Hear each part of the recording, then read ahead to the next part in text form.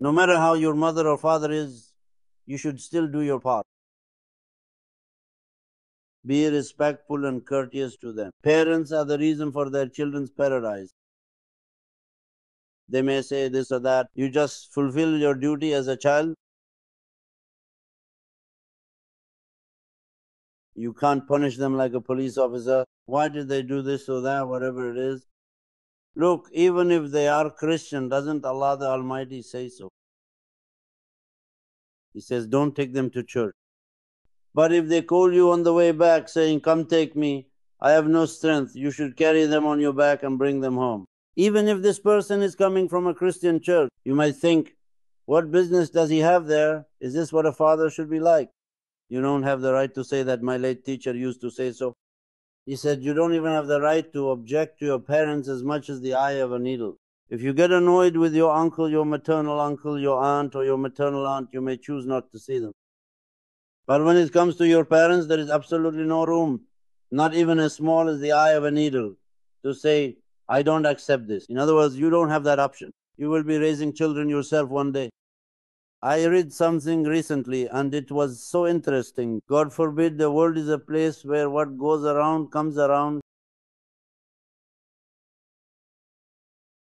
This man's parents were living with him and they had grown very old. They were in a difficult state while he himself was very wealthy, living in luxury. For example, he would eat his meals on the finest plates. But for his parents, he would use 2 old moldy plates left over from the past. He would serve his mother and father their food on those plates. There was a child about 5 or 6 years old. One day his mother and father passed away. His father put the plates up in the attic thinking, well, we don't need them anymore. One day he saw that his son had taken the plates down and brought them into his room. He says when his father saw this, he was surprised. He asked, son, why did you take down the plates? The boy replied, when you get old like grandma and grandpa, I'll feed you from these plates too. That's why I took them down, he said. He says, Ule. I listened to Ken in Gallipoli. If he's listening to us, greetings to him. Back then, we had a brother named Kasab Ahmed. He told us that it used to be a coffee house there, but before that, it was something else. What was it, an inn? There's a marketplace square. He says, a young man, they say they personally witnessed this. So he beat his father, hitting him with a stick, right there at the base of the pole, they say. How was he beating him?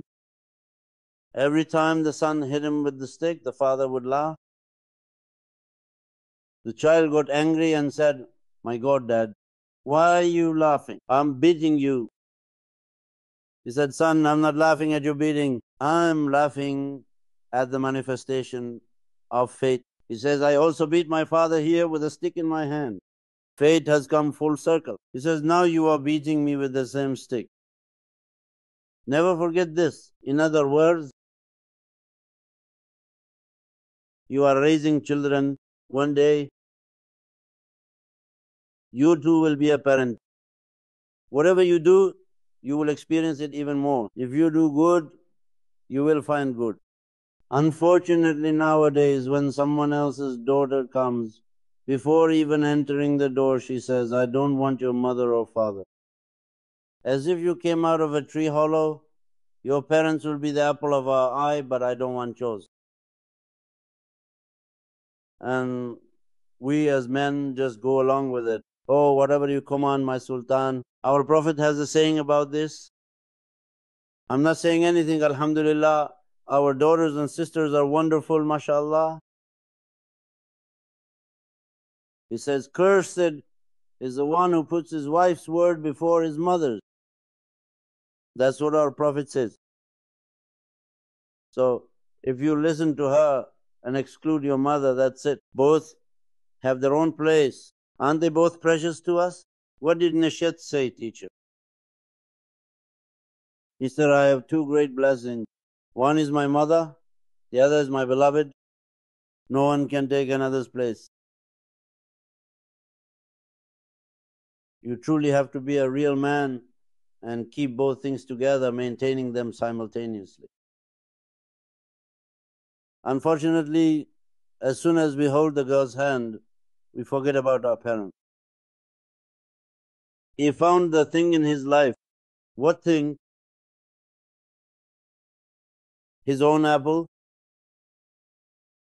Find it, love it, cherish it, but don't forget where you came from. You didn't come out of a tree hollow